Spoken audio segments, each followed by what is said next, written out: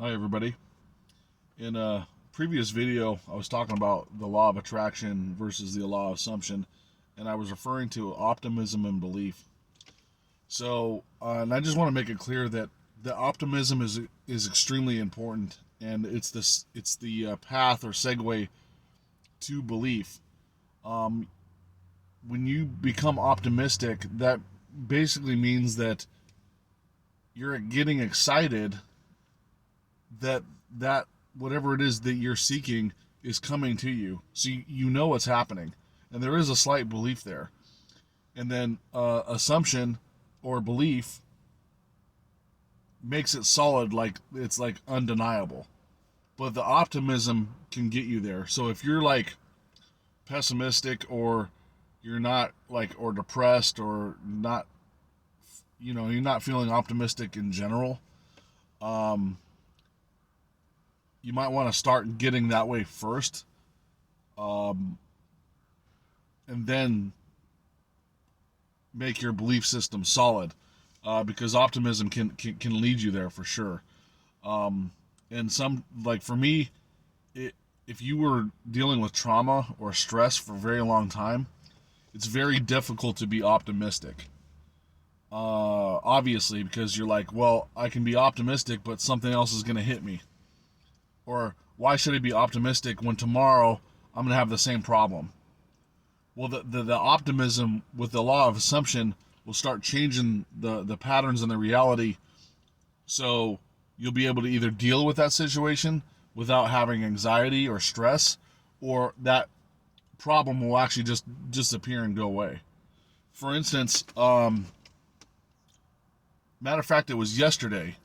I was called in for jury duty, and last week I tried to call him to tell him that I couldn't make it because I had too much work, and my child had to go to uh, school, and we had to drop him off. I just couldn't make it because I had too much work, too many things going on. I'm like, well, I have to get out of this. But then I get an email from them stating that I didn't have to come in. I didn't even have to call. Um, and the reason why I think this happened is because I wasn't worried about it. I'm like, if I have to show up, I'll show up. It is what it is. I have to. I don't know if I have to do it, I have to do it. And I wasn't really concerned about it. I'm like, you know, um, it's just one day. If they end up going to trial or whatever, they're probably, if they talk to me in person, I'll probably explain to them. I said, I have three kids. I work 2 to 3 jobs, um, this and that, and the pay for the jury duty is not enough for me to cover my bills. Like if I explain that to them, I'm sure like when I was there, they'd just be like, okay, you can go. Like, oh, you're a veteran or whatever, you're a prior military, yeah, get out of here. You know what I mean? So I wasn't worried about it. Then I got an email stating that I didn't have to come in. So that's just an example of one thing of many that can happen. Um, that is when you're not really worrying about it. Um, so I wasn't necessarily optimistic, but I also wasn't worrying about it. But when you're depressed and stuff, it's difficult to become optimistic, and you don't have to like become the super charismatic, optimistic person the next day. It's like, hey, how's it going? Yeah, everything's gonna be great today. Yeah, things are gonna be thrown at me, and I'm gonna shake everybody's hand, say hello. It's a slow process. Like you wake up next day, maybe you say hi to a person that you don't normally say hi to, or change like, hey, I know, I told you I wake up. This is gonna be a great day. It'll slowly start building up to where it'll make it be easier for the optimism. Then the law of assumption kicks in, and when all this stuff starts happening, the serendipity and the quote unquote coincidences. There is no coincidences of these good things coming into your life, and it's like, oh, okay, being optimistic helps create this stuff, and then it definitely stays there and keeps me in a high vibration with belief and faith, right? So I wanted to clarify the kind of difference between the optimism and the faith. I don't know if I did or not, but it's how in my mind and my experience, how I approach it. And just since I mentioned depression, I'm going to talk about it a little bit because I suffered from extreme depression for a very long time. I don't know when it started. It happened in childhood, and you're regressing back to find out what that childhood trauma is to move forward in your life. Forgiving whatever happened and not having regrets and just moving on will help that childhood trauma leave your system or not have that experience anymore. So depression was a big issue with me. It was related to my sleep and my health. It just elevated it even more. But and I can't tell you any one way to get out of that. I myself am a person of a strong willpower, and willpower is not too much of a term, or it's not really a big subject in metaphysics. But willpower will get you out of certain things because of just sheer drive. And I don't know if I should suggest willpower to anybody else to make it through, but it did help me get out of depression because if I didn't have the willpower, I would stay depressed. And that willpower is probably like at that time before I knew what I know now is like the willpower was the hope that it'll create something for a clean slate, or it'll start something new. The hope that it'll get better was the force of my willpower. But I think it was more based on belief that, hey, if I get through this, then it'll be better. So I'm not an expert on how to get out of depression. I just know what worked for me was a little bit of it was faith and willpower. And I definitely have my heart out there for those that do have depression, because people that don't have depression have no idea the unsurmountable mountain that's stacked on top of you to move forward and like go through your day-to-day lives. It's an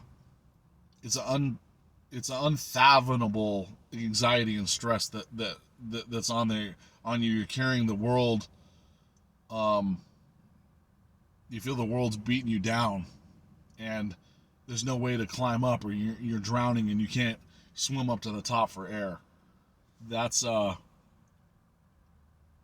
But depression, metaphysics is definitely for people that have depression, because the metaphysics, the affirmations, the practices, the meditations, the grounding, the envisioning, the belief system, the law of assumption, the law of attraction, the use of your words, it all helps pull you out of depression, because the chemical reaction in your body, if there is such a thing, because we're all made of atoms. But I'm just trying to give you I'm just trying to give you terminology so you can envision in your head what I'm trying to talk about. It'll start changing and manipulating to get that out of depression, and there'll be more.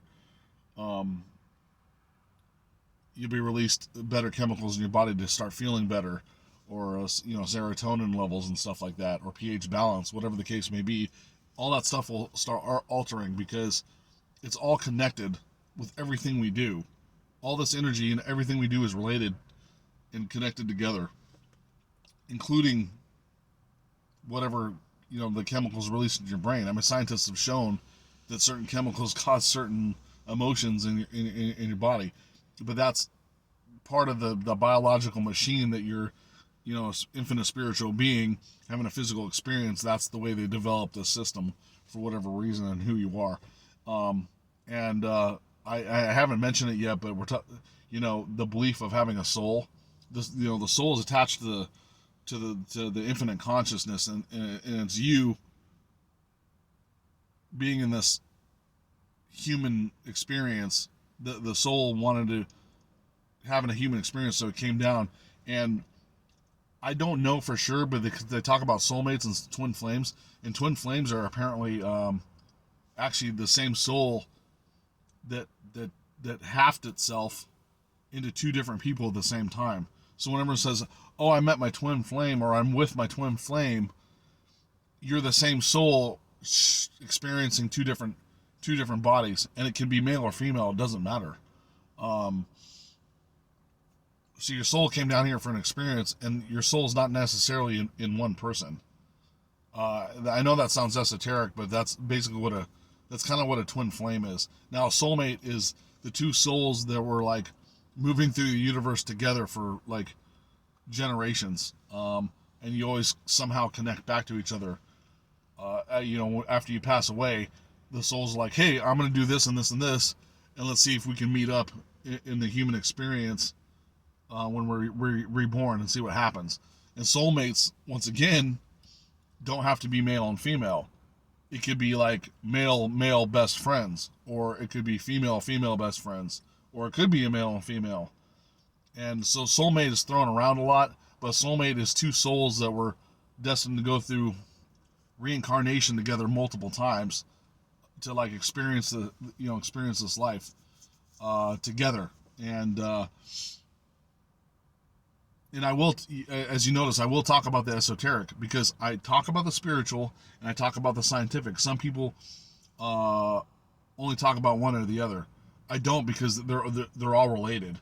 And if you study metaphysics and all that stuff, it's all combined. So when we're talking about astrology, I do believe the cosmos has an effect on us. The alignment of the planets, this and that, whatever that is, it does affect us. Like in zodiac, birth sign, month, and year combined can create a certain type of personality and stuff like that. I will talk about some of this. I don't know much about the zodiac. I know the zodiac sign, all the zodiac signs, whether there be birth year or month, and some of the traits of each one of them. But it's all part of it, and you should study everything about it and just say, "Oh, I don't think astrology is for me, but yet I'm going to be over here." Well, and just do the science, like either the science part of it or just pure spiritual. I'd say do whatever works for you, for sure. But if you leave one of the areas out, then you cannot expand further on the other information that's available for you to either expand, awake more, become more enlightened. All those subjects are part of this system, and maybe you're like still very religious or Christian, so you have like a kind of a dogmatic scope about what your belief system is, but there's so much more to it than you realize. So you have to be open, take in what you want, but you have to be open to whatever information possibly could help you, or what is real and what is the truth and what is not. And that's for you to determine. That's not for me to say. It's not for anybody else to say. It's not for a book to tell you. It's for you to instinctively know in your heart that this is definitely real, and I know this could be the truth. That's for you to determine. And don't let anybody else sway you otherwise. Only you know, and you even may come to the point where like, "Oh, I already know everything, and so then I can't grow anymore." Just always be open to grow, no matter how much you learn. Because the more you learn, this statement said before, the more you know, the more you realize that you don't know very much at all. And that's happened to me cycles over and over again, because I was like at a point to where it was just like, what's it called? What I knew was what I knew, and it couldn't be any different. But then I found out something else, and I'm like, "Oh, actually that is part of it." So I let that come in, because I realized that that you can't be closed off from that information, if that makes any sense. I'm going on kind of on a little long video here, so I'm gonna say goodbye and hope to see you guys tomorrow. Thanks.